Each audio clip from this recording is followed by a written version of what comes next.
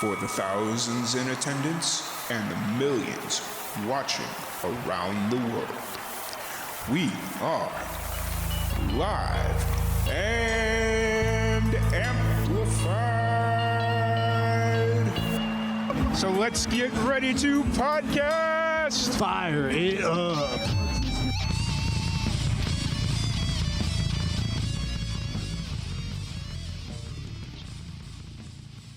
Welcome, everybody, to another Live and Amplified Livecast. I'm your host, Tom Quiet, and we're back at it again with another amazing podcast. Today, we're sitting here with the guys from Key of Caustic. How's it going today, guys? How's it going? Hey, Good. good. Tom, how you doing? Good. Glad to have you guys on. We tried to do this once before, but, you know, computers are going to computer. So glad we were able to get you rescheduled and back on so we can get this done and done right. So Cool. But before we kind of jump into everything you got going on, we jumped on here, we were talking about all the great shows you've been playing and all the good things you guys got going on the East Coast. Let me have you guys introduce yourselves individually and kind of what you do for the band. I'll go first. I'm Sean Dorian. I play lead guitar. I'm from New York. Right, I'm Armin Bushi. I'm originally from Albania. Drums and percussion, back vocals. I am Vitaly Borodkin. I play bass, and I am from Moscow, Russia. I'm Jimbo Jones. I sing and I play rhythm guitar. Awesome. I'm from Boston. I'm from here. I was gonna say, Jimbo, when I heard you talking while you guys were like setting up and stuff, I was like, man, it feels like I'm talking to my sound engineer because he's from Worcester. So it's just like Worcester. Yeah, he's got that exact accent. But it's funny, his mom came down and I couldn't tell she was from Boston. She didn't, to me, it didn't seem like she had an accent, but Interesting. it was Wild. kind of funny. But so you guys have had a busy couple of weeks, a bunch of shows, and you guys got a lot more shows coming up. You also released, is it technically an EP or is it a single? Yeah, it's an EP. Yeah, it's an EP. It's 3 songs. Okay. Yeah. Because some people are really finicky about how they address 3 songs. It's like, no, it's a single. No, technically it's an EP, but you know, whatever. Whatever, man. Yeah. You guys released an EP a while ago. What's kind of, before we kind of jump into all that and all that fun goodness, what's the story of Key of Caustic? How'd you guys come together? Sure. So Key of Caustic originally was going to be an acoustic duo. You know, I was playing in bands over the last 10 years or so.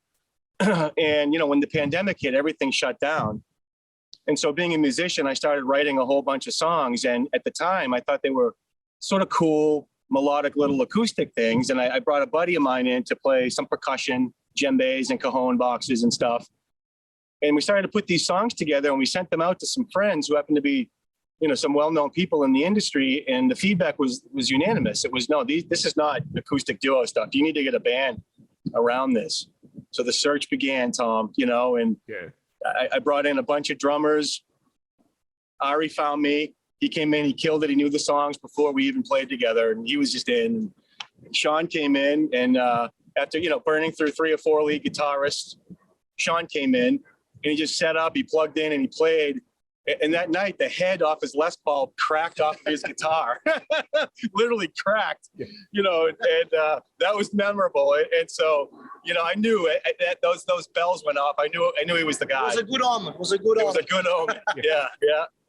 And then Vitaly, actually, I met Vitaly previous, but he's a guitar player. And so all of a sudden I had a hole. We had a bass player. We lost that bass player for whatever reason, external friction, call it. And I reached out to Vitaly and I said, hey man, I know you play the guitar. Would you want to play bass at all? And he was like, sure. And he showed up and we just all got together and it clicked. And these little acoustic songs morphed into these rock powerhouses now that you'll hear on the EP. Yeah. Awesome. And what's the time frame? You guys started during the pandemic, started playing together? Yeah, we started playing together. I would say probably back, Arian, what was it, April or May-ish? Late May. Yeah, late May. And then the rest of the guys, it was probably sometime in June and July. July, End of June, July, early July, we came. Yep, they came in. And so we've just been nose to the grindstone, marathon practices, working and refining these songs, and recorded an EP and booked a bunch of shows.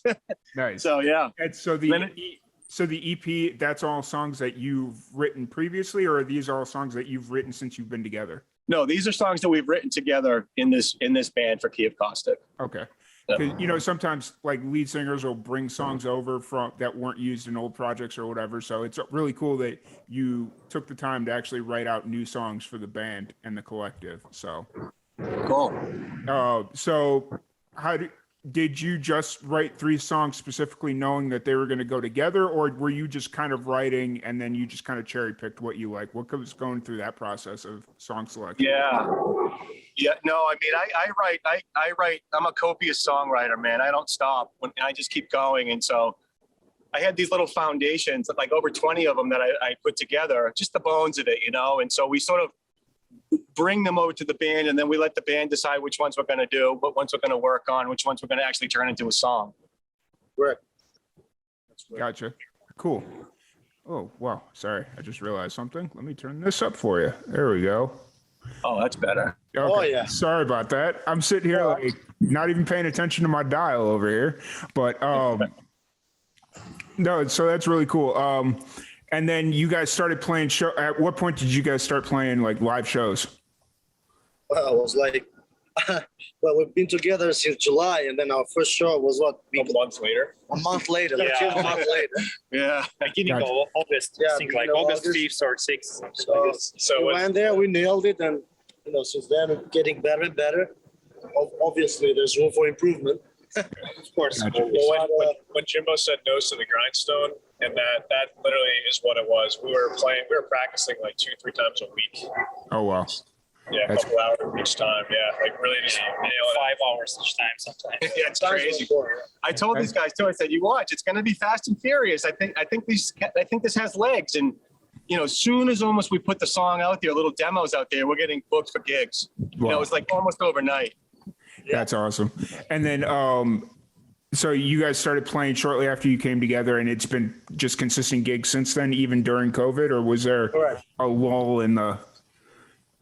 Was there kind of a downturn out of ever? Yeah, well, we weren't playing through. I mean, COVID technically is Still around. still around many or back again anyway. So, you know, our first show was what? Was it August? August. It was in August, and so that was, I guess, technically it was sort of end of COVID, but it was on the uptick of Yeah. the Delta thing coming through. Yeah. Gotcha. I Gotcha. think we have to show vaccination cards, and you know, Yeah, to get into the club, you have to show your vaccination card. Oh, wow. That's wow. Oh, that's so Massachusetts. yeah, that's Massachusetts. Correct. Jeff, my engineer, tells me everything because he's still got a bunch of friends that live in Boston, Worcester, and he hears stories about everything. And so, oh no, that's.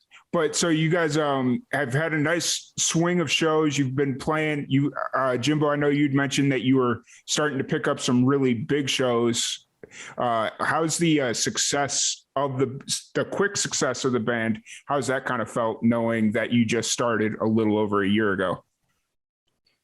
Yeah, it's pretty wild actually. You know, it came on fast, and it's like the more we jump into it, the more it progresses, right? It's almost like this perpetual motion thing that's happening. Yeah. You know, and now we find ourselves, we were invited to play. There's a massive festival called the International Pop Overthrow, or IPO, that plays in like major cities around the world: Amsterdam, London, LA, you know, and they're stopping in Stockholm.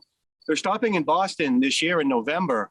And we got pegged through a signed band that I'm friends with, you know, introduced us to the promoter, and he dug our stuff, and he booked us for that show. Yeah. You know, so it's going to be pretty wild. We're pretty stoked. Nice. And then we also have, we were invited to open for 2 national acts that are coming in, you know, stopping in Boston in, when is that? December? October. October. Yeah. Sorry. Nice. Next month.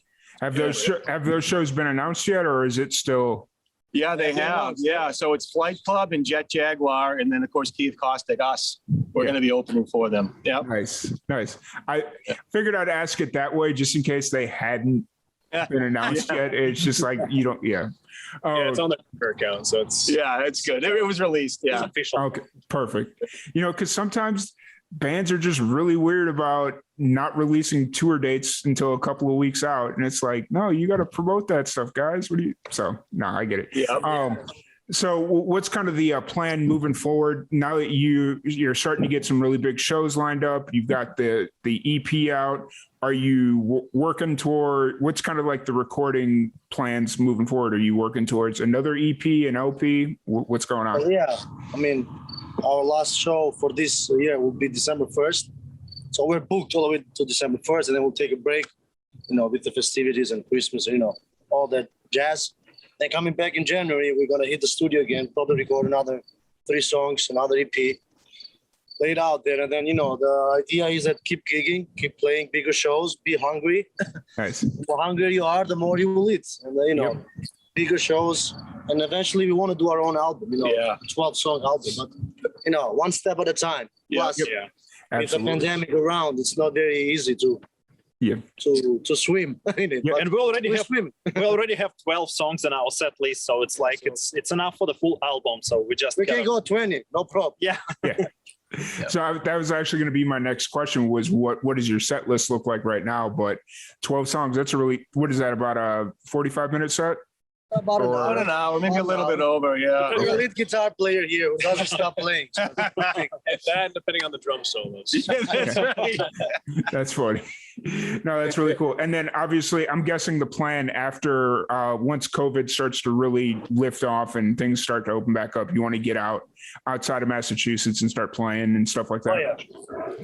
Yeah, we're trying to, I think initially it'll be more like a regional kind of thing, a bunch of shows in Boston, Providence, New York, that kind of a thing. New England area, maybe up in Maine. There's some great,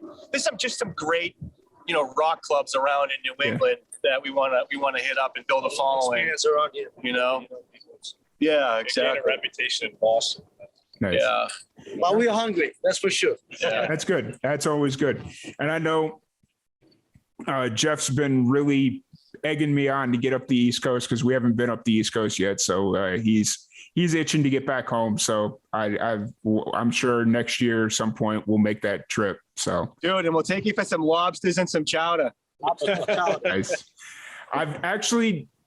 My big concern is I've never had lobster, but that's because like Florida, they're not really, it doesn't seem like they'd be known for their lobster. Like shrimp and all the other stuff, cool. But lobster, it just feels like that's more of a East Coast, like go up the East Coast and get some good lobster. Yeah, that's a Boston, Maine thing, that's that for real. And the lobsters are actually better and tastier.